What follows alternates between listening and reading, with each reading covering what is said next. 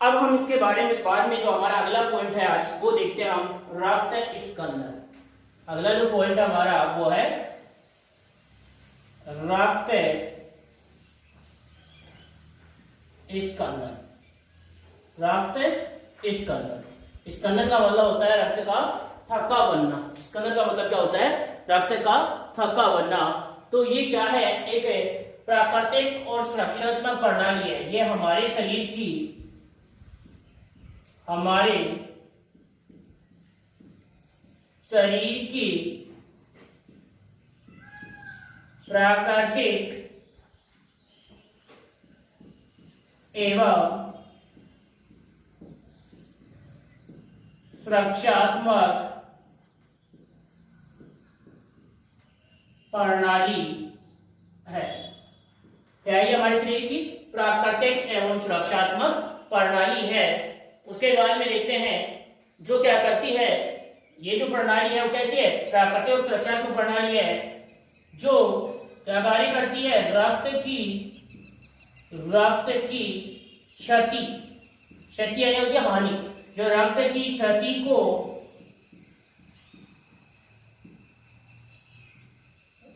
रोकती है, जो रक्त की क्षति को रोकती है। हमारे शरीर की प्राकृतिक सुरक्षात्मक प्रणाली है जो रक्त की क्षति को रोकती है। फिर आगे देखो, अगले लाइन में क्या है कि ये एक जटिल प्रक्रिया है जिसमें 13 स्कंदन कारक भाग लेते हैं। यह एक जटिल प्रक्रिया है जिसमें 13 स्कंदन कारक भाग लेते हैं। यह है एक जटिल प्रक्रिया है। यह एक जटिल प्रक्रिया है जिसमें 13 स्कंदन कारक भाग लेते हैं। 13 स्कंदन कारक हैं वो इसमें क्या करते हैं? भाग लेते हैं। ये जटिल प्रक्रिया है, इसमें 13 स्कंदन कारक भाग लेते हैं। अब यहाँ पर देखना कि जो कारक स्कंदन की प्रक्रिया में सहायक है वो तो कराते हैं स्कंदन कारक, और जो कारक स्कंदन की प्रक्रिया में सहायक नहीं है, स्कंदन को रोकते हैं, वो कारक क्या कहलाते हैं? प्रतिस्कंदक कारक कहलाते हैं। तो आगे वाली लाइन में लिखेंगे जो कारक स्कंदन की प्रक्रिया में सहायक होते हैं, जो कारक स्कंदन की प्रक्रिया में सहायक होते हैं उन्हें स्कंदन कारक तथा जो स्कंदन की प्रक्रिया में बाधक होते हैं उन्हें प्रतिस्कंदन या प्रतिस्कंदक कारक कहते हैं। ये क्या कह रहे हैं? यहाँ पर हमारे पास दो चीजें आई। एक तो क्या है? स्कंदन कारक। एक तो क्या है? स्कंदन कारक। और ये क्या है? प्रतिस्कंदक कारक। एक तो है स्कंदन कारक और एक प्रतिस्कंदक कारक। स्कंदन कारक तो वे हैं जो हमारे रक्त को जमाने में सहायक है, थक्का बनाने में सहायक है, बल्कि प्रतिस्कंदन कारक वो है जो हमारे रक्त को जमने नहीं देते। तो ये जितने भी हमारे रक्त में स्कंदन कारक हैं वो सारे के सारे स्कंदन कारक रुधिर वाहिनी में निष्क्रिय अवस्था में होते हैं, और ये जो प्रतिस्कंदक कारक है ये क्या होता है? सक्रिय अवस्था में होता है। ये कैसा होता है? सक्रिय अवस्था में होता है। और इस कारक के कारण ही हमारा जो रक्त है वो रक्त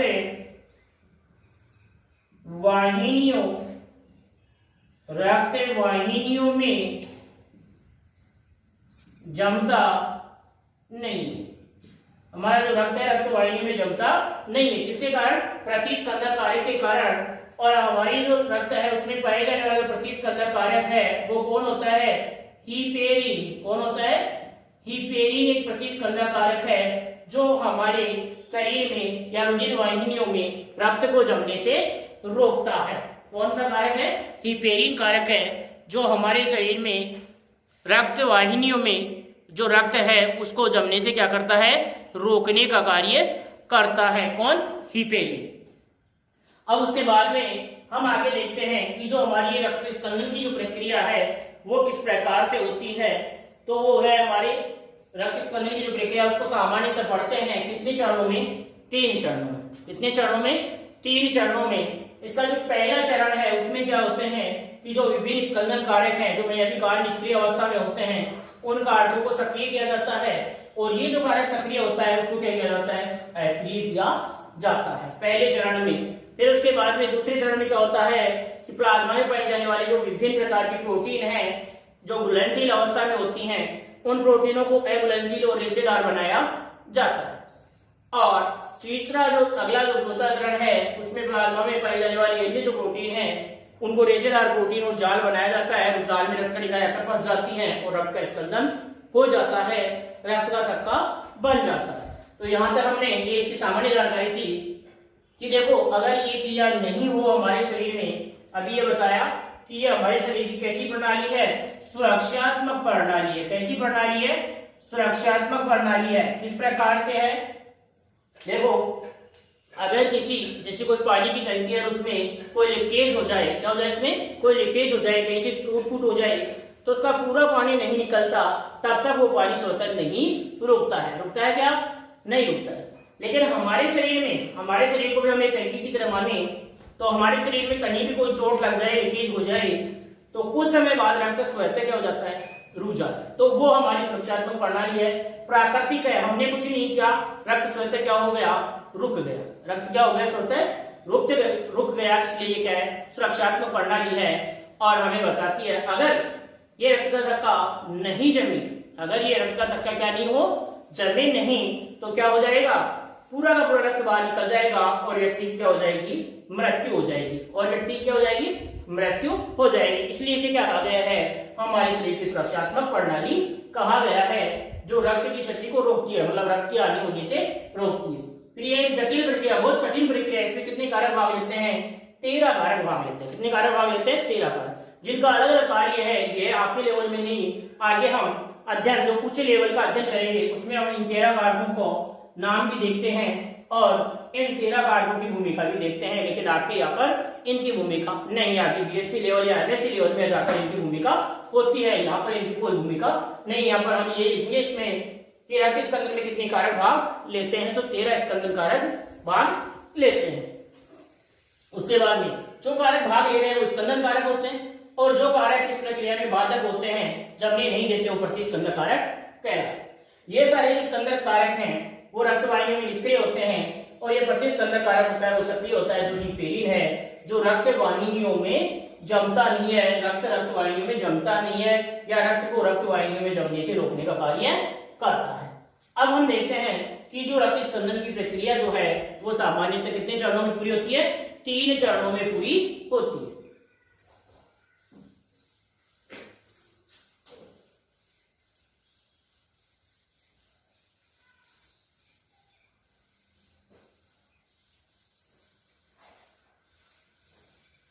देखेंगे आगे।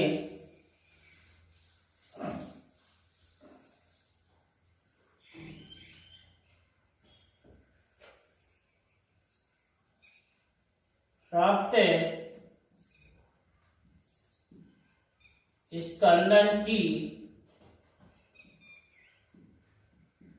प्रक्रिया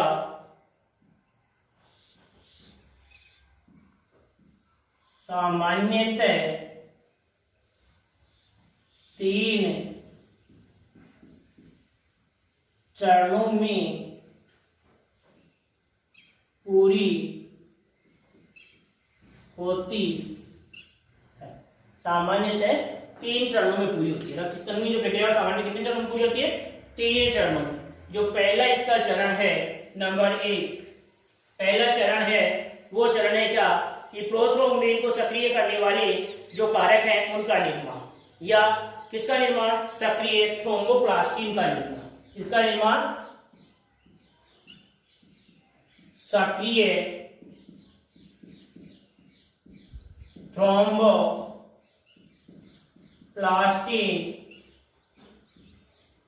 का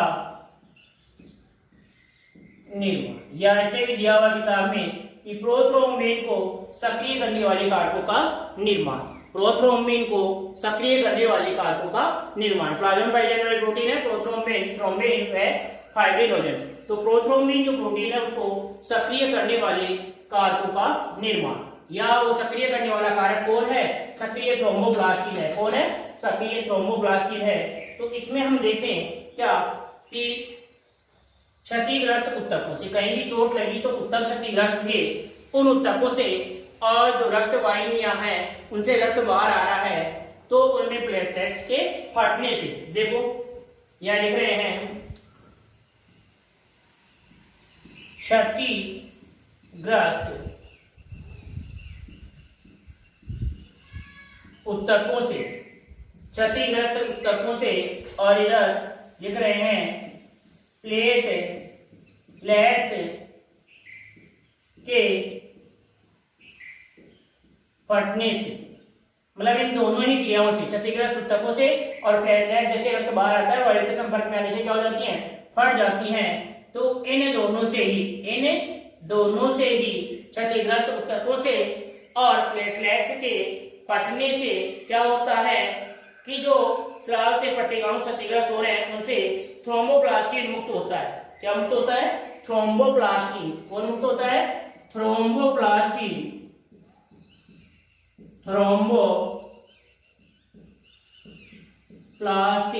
थ्रोम्बोप्लास्टिन मुक्त होता है इनसे, प्लेटलेट्स के फटने से और क्षतिग्रस्त ऊतकों से। इन दोनों से क्या उत्पन्न हो रहा है, थ्रोम्बोप्लास्टिन मुक्त होता है। और ये जो थ्रोम्बोप्लास्टिन होता है उसमें क्या क्या पाया जाता है, ग्लाइकोप्रोटीन और फास्फोलिपिड होते हैं। क्या होते हैं इससे, ग्लाइकोप्रोटीन और फास्फोलिपिड।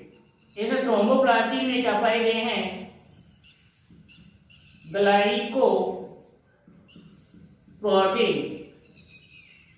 ग्लाइकोप्रोटीन व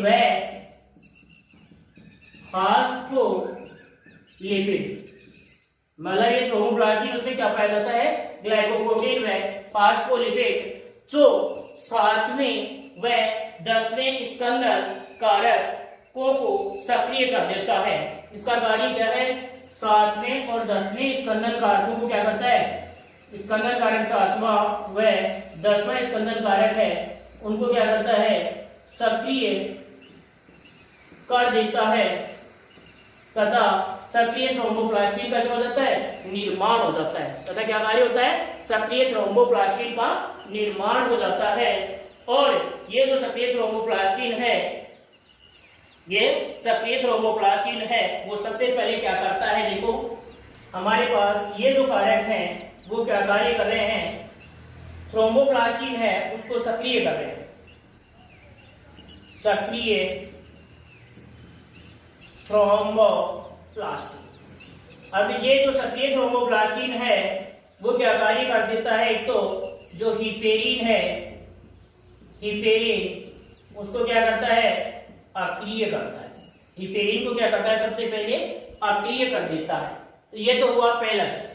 उसके बाद में दूसरा चरण जो है उसमें शर्त है कि पहले चरण में आप देख लेना, सक्रिय थ्रोम्बोप्लास्टिन का निर्माण क्षतिग्रस्त ऊतकों से और प्लेटलेट्स के फटने से थ्रोम्बोप्लास्टिन मुक्त होता है, जो ग्लाइकोप्रोटीन और फास्फोलिपिड जो 7वें और 10वें स्कंदन कारक को सक्रिय करता है और सक्रिय थ्रोम्बोप्लास्टिन का निर्माण करता है।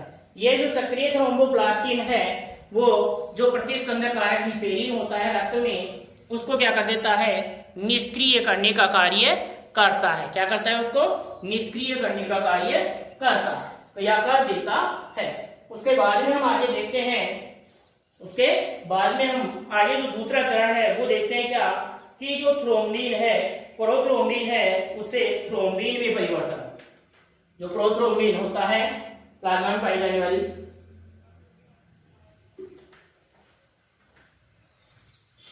देखो प्रोथ्रोम्बिन प्लाज्मा में पाई जाने वाली निष्क्रिय प्रोटीन है। पॉइंट हमारा दूसरा, ये पहला जो लिख लिया, तो अब दूसरा पॉइंट आएंगे प्रोथ्रोम्बिन का। दूसरा पॉइंट है, ये पहला समझ गए आप।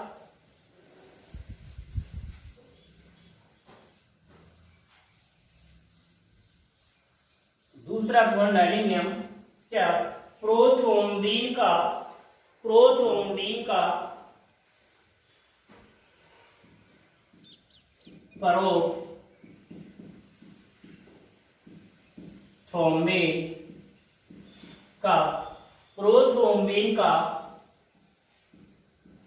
सक्रिय थ्रोम्बिन में प्रोथ्रोम्बिन का सक्रिय थ्रोम्बिन में परिवर्तन, प्रोथ्रोम्बिन का सक्रिय थ्रोम्बिन में परिवर्तन। तो ये प्रोथ्रोम्बिन क्या होती है, प्लाज्मा में पाई जाने वाली एक अक्रिय प्रोटीन है। क्या होती है देखेंगे क्या, प्रोथ्रोम्बिन प्लाज्मा में पाई जाने वाली निष्क्रिय प्रोटीन है। प्रोथ्रोम्बिन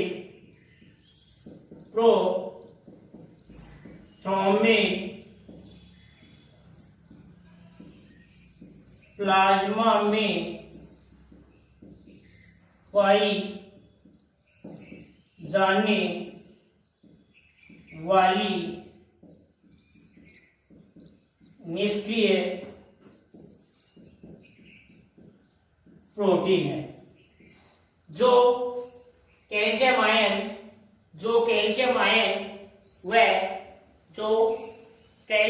व थ्रोम्बोप्लास्टिन एंजाइम की उपस्थिति में जो कैल्शियम आयन व थ्रोम्बोप्लास्टिन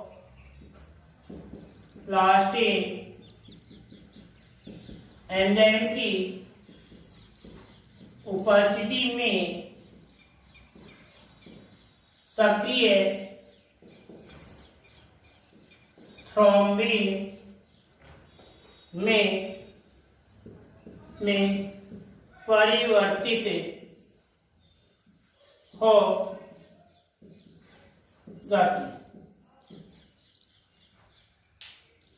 परिवर्तित हो जाती है। तो यहां पर देखना,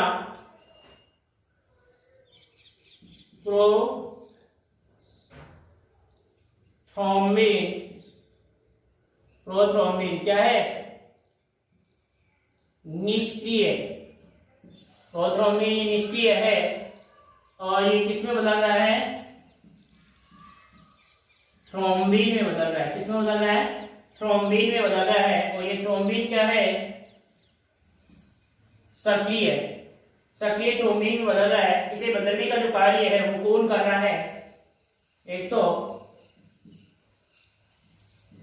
थ्रोम्बोप्लास्टिन और एक कैल्शियम आयन। ये इसे किसमें, प्रोथ्रोम्बिन जो है उसको किसमें बदल रहे हैं, सक्रिय थ्रोम्बिन में बदलने का कार्य करते हैं। तो ये उतार लेंगे दूसरा चरण। ये हमारा रक्त स्कंदन का कौन सा चरण पूरा हुआ है, दूसरा चरण। रक्त स्कंदन का कौन सा चरण पूरा हो गया, दूसरा चरण। तो इसको उतार लेंगे, कहीं कोई दिक्कत है समझने में तो आप पूछ सकते। उसके बाद में आता है तीसरा चरण। इसके बाद में आता है इसका तीसरा चरण। तो इसको दूसरा चरण देख लिया, तो अब हम देखते हैं इसका तीसरा चरण। दूसरे चरण में क्या हो गया, हमारे पास क्या बन गया, थ्रोम्बिन बन गया। पहले चरण में बना था और दूसरे चरण में कहां से आ गया, दूसरे चरण में बना है थ्रोम्बिन सक्रिय है, वो आ जाएगा काम हमारे तीसरे चरण में। तो हमारा जो तीसरा चरण है वो क्या है कि जो फाइब्रिन प्रोटीन है प्लाज्मा में पाई जाने वाली दूसरी प्रोटीन और है कौन सी, फाइब्रिन प्रोटीन। तो उस फाइब्रिन प्रोटीन का किसमें, फाइब्रिनोजन प्रोटीन का किसमें बदलना, फाइब्रिन में बदलना। ये जो फाइब्रिनोजन प्रोटीन है उसका किसमें बदलना, फाइब्रिन में बदलना। फाइब्रिनोजन का फाइब्रिन में बदलना। फाइब्रिनोजन जो है उसका किसमें बदलना, फाइब्रिन में बदलना। ये फाइब्रिनोजन है वो भी क्या है, ये भी प्लाज्मा में पाए जाने वाले घुलनशील प्रोटीन है। फाइब्रिनोजन भी क्या है, प्लाज्मा में पाए जाने वाले घुलनशील प्रोटीन है। तो इसमें लिखेंगे यह है प्लाज्मा में पाई जाने वाली घुलनशील प्रोटीन है। ये प्लाज्मा में पाई जाने वाली घुलनशील प्रोटीन है, मतलब प्लाज्मा में घुलनशील अवस्था में पाई जाती है। अब ये थ्रोम्बिन की सहायता से क्या करती है, इसका जलक गठन है। थ्रोम्बिन बना था हमारे पास, थ्रोम्बिन की सहायता से इसका जल अपघटन, इसका जल अपघटन किसमें हो जाता है, फाइब्रिन एकलक में हो जाता है। जल अपघटन किसमें हो जाता है, फाइब्रिन एकलक, फाइब्रिन एकलक में हो जाता है, फाइब्रिन एकलक में हो जाता है। इसका जल अपघटन किसमें हो जाता है, फाइब्रिन एकलक में हो जाता है, जो रेशेदार व एघुलनशील होता है। और ये फाइब्रिन एकलक मिलकर के क्या बना देते हैं, रेशेदार संरचना। क्या बना लेते हैं, रेशेदार संरचना, जो क्या होती है, एघुलनशील। तो ये फाइब्रिन है वो कैसी हो जाएगी, क्या लिखेंगे इसमें, जो रेशेदार व एघुलनशील होती है, जो रेशेदार व, तो रेशेदार संरचना हुआ है एघुलनशील, एघुलनशील, एघुलनशील होती है, एघुलनशील होती है। अब इसके बाद में हम देखेंगे, और ये रेशेदार जो संरचना है वो क्या करती है, घाव वाले स्थान पर ये रेशे मिलकर के परस्पर क्या बना लेते हैं, जाल। तो जहां पर घाव हुआ, जहां पर चोट लगी, घाव वाले स्थान पर ये रेशे परस्पर मिलकर एक जाल का निर्माण, एक जाल का निर्माण कर लेते हैं, कर लेते हैं, जिसमें रक्त कणिकाएं आकर, जिसमें रक्त कणिकाएं आकर फंस जाती हैं, जिसमें रक्त कणिकाएं आकर फंस जाती हैं, तथा रक्त का थक्का बन जाता है, वह रक्त बहना क्या हो जाता है, रुक जाता है, रुक जाता है, वह रक्त बहना क्या हो जाता है, रुक जाता है, और व्यक्ति की जो मृत्यु होने से है वो क्या हो जाती है, बच जाती है। तो ये हमारा कौन सा चरण है, तीसरा चरण। इसको हम समीकरण के रूप में लिखेंगे। उससे पहले आप ये लिख लो, इसके जो पॉइंट है वो लिखो। ये पहला पॉइंट है, ये प्लाज्मा में पाई जाने वाली कैसी घुलनशील प्रोटीन है। दूसरा इसका पॉइंट है कि ये थ्रोम्बिन की सहायता से इसका जल अपघटन होता है फाइब्रिन एकलकों में, और ये फाइब्रिन एकलक हैं वो मिलकर के क्या करते हैं, रिश्तेदार संरचना, एक घुलनशील संरचना का निर्माण करते हैं, जो घाव वाले स्थान पर ये रेशे परस्पर मिलकर एक जाल का निर्माण कर लेते हैं, और इस जाल में आकर रक्त कणिकाएं क्या हो जाती हैं, फंस जाती हैं, तथा रक्त का थक्का बन जाता है, वह रक्त बहने से रुक जाता है। ये हमारा तीसरा चरण पूरा हो गया, रक्त स्कंदन का। रक्त बहना क्या हो गया, रुक गया। उसके बाद में हम देखते हैं आगे, इसे समीकरण के रूप में हम लिखते हैं, इसे भी हम समीकरण के रूप में लिखते हैं।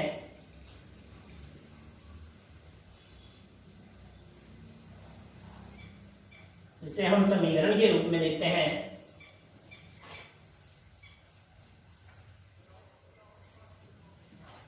समीकरण के रूप में क्या लिखेंगे हम, फाइब्रिन ओजन लिखेंगे। और फाइब्रिन ओजन है वो देखो यहां पर लिख रहे हैं हम क्या, फाइब्रिनोजन। फाइब्रिनोजन प्रोटीन है। ये फाइब्रिनोजन प्रोटीन किसमें बदल रही है, फाइब्रिन में। किसमें बदल रही है, फाइब्रिन प्रोटीन में बदल रही है। और किसकी उपस्थिति में बदल रही है, थ्रोम्बिन की उपस्थिति में। इसकी उपस्थिति में, थ्रोम्बिन की उपस्थिति में बदल रही है। और ये कैसी है, यहाँ पर यह है घुलनशील प्रोटीन है। कैसी प्रोटीन है, घुलनशील है। और ये कैसी है, रेशेदार अघुलनशील। कैसी है ये, रेशेदार अघुलनशील। रेशेदार अघुलनशील है, रेशेदार अघुलनशील प्रोटीन है ये, रेशेदार अघुलनशील प्रोटीन। अब ये रेशेदार अघुलनशील प्रोटीन है वो क्या कार्य कर रही थी, घाव वाले स्थान पर किसका निर्माण कर रही है, जाल का निर्माण कर रही है। किसका निर्माण कर रही है, जाल का निर्माण कर रही है। और ये मानो जैसे हमारे यहाँ पर घाव था और यहाँ पर ये जो है ऐसे जाल बना लिया। अब इस जाल में आकर के जो हमारी रक्त कणिकाएं हैं वो क्या हो जाएंगी, जाल वाले स्थानों में आकर फंस जाएंगे। ये जो चित्र है इनके वो क्या हो जाएंगे, बंद हो जाएंगे। और ये इस प्रकार से क्या हो जाएगा, रक्त का क्या बन जाएगा, थक्का, या उसको बोलते हैं हम स्कंदन। तो रक्त का क्या बन गया, थक्का। क्या मिलने से, जाल में प्लस क्या मिल रही है, रक्त कणिकाएं। क्या मिल रही है, रक्त कणिकाएं। इसलिए थक्का बन गया। और थक्का बनने से क्या हो गया, जो रक्त था वो बहना रुक गया। रक्त का बहना रुक जाता है, रक्त का बहना रुक जाता है। और व्यक्ति मरने से क्या हो जाता है, बच जाता है। व्यक्ति मरने से क्या हो जाता है, बच जाता है। अब कुछ व्यक्तियों में क्या नहीं होता है, रक्त का स्कंदन नहीं होता है। तो उस असामान्यता को क्या बोलते हैं, हीमोफीलिया कहते हैं। या नहीं है आपके सिलेबस में, लेकिन हीमोफीलिया रोग है तो उसको हम यहीं पर पढ़ लेते हैं कि कुछ व्यक्तियों में रक्त का स्कंदन नहीं होता है। तो उस असामान्यता को या उस बीमारी को क्या बोलते हैं, हीमोफीलिया कहते हैं। उस असामान्यता या उस बीमारी को क्या नाम दिया गया है, हीमोफीलिया। देखते हैं हम, देखो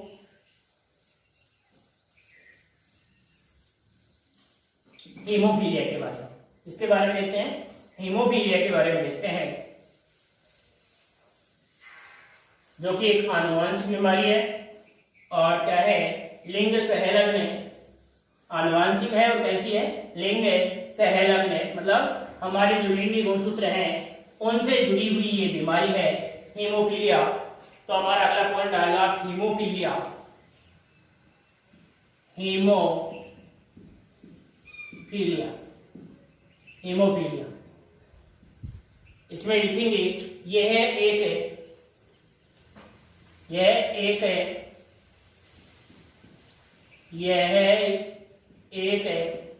एक्स गुणसूत्र है। एक्स गुणसूत्र, यह एक्स गुणसूत्र है। सहलग्न अप्रभावी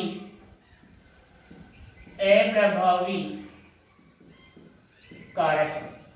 एक्स गुणसूत्र सहलग्न अप्रभावी कारक होता है। इस रोग में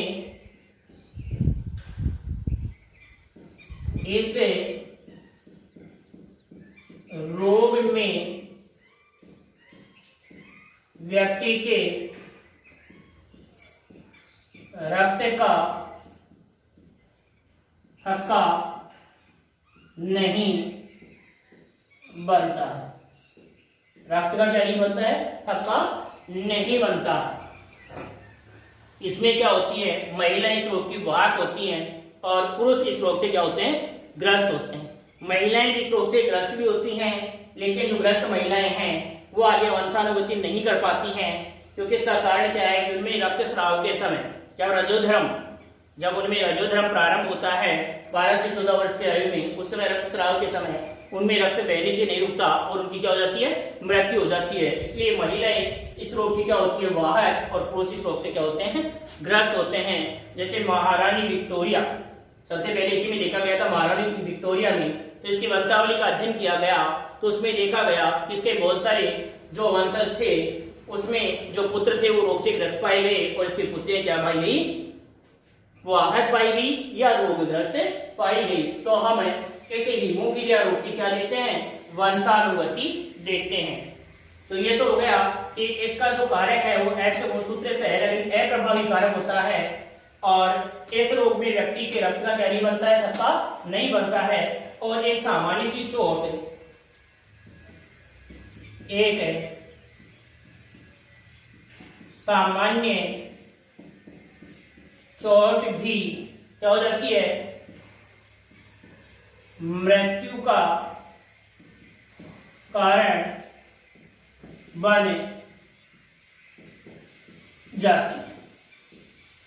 एक सामान्य सी चोट भी इसमें क्या हो जाती है, मृत्यु का कारण बन जाती है। एक सामान्य चोट भी इस रोग में मृत्यु का कारण बन जाती है। आगे हम देखेंगे इसमें, इस रोग में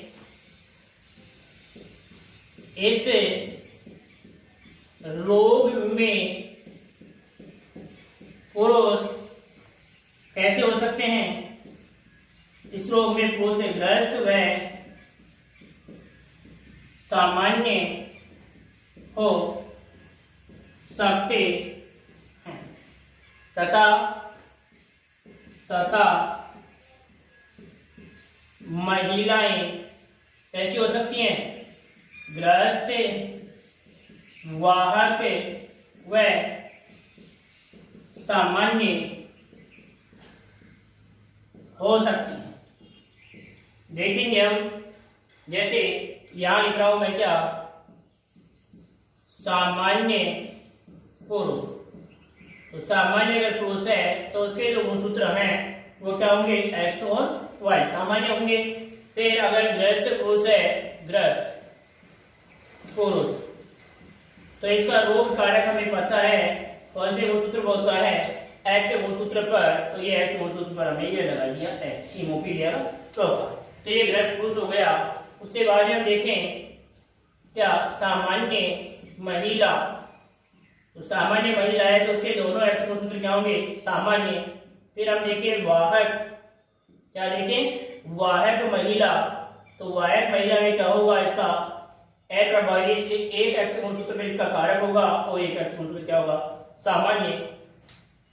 फिर अगर हम ग्रस्त महिला देखें, क्या देखें, ग्रस्त महिला देखें, तो मैंने ये कहा कि ये ग्रस्त महिला होती है वो जीवित नहीं होती, आगे वंशानुगति नहीं करती। इसका कारण क्या है कि इसमें रजोधर्म के समय रक्तस्राव रुकता नहीं है, उसकी मृत्यु अवश्य हो जाती है। तो ये ऐसी स्थिति होती है ग्रस्त महिला में। अगर पूछे ग्रस्त महिला कैसी होती है तो इस प्रकार से होती है, जो आगे वंशावली में पहुंचाने में सहायक नहीं है, कि वाहक है वो आगे पहुंचाने में क्या होती है, सहायक होती है। तो इसके कारण देख ली हमने।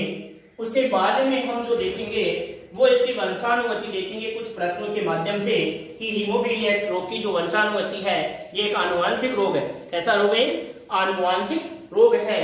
तो इस रोग की वंशानुगति है वो किस प्रकार से होती है, और यह रोग जो है वो एक पीढ़ी से दूसरी पीढ़ी में किस प्रकार से पहुंचता है, वो देखेंगे हम हमारा जो अगला पार्ट होगा उसमें। तो आज हमने क्या देखा, रक्त स्कंदन की प्रक्रिया देखी। क्या देखी, रक्त स्कंदन की प्रक्रिया देखी, किस प्रकार से होती है। और ये रक्त स्कंदन से संबंधित एक रोग था हीमोफीलिया रोग। जिस व्यक्ति में रक्त स्कंदन नहीं होता उसमें हीमोफीलिया रोग होता है। तो उसके बारे में देखा, उसके कारण देखे, और इसकी वंशानुगति कैसे होती है वो एक प्रश्न के माध्यम से हम देखेंगे अगले पार्ट में। तो आज इतना ही। जय हिंद, जय भारत।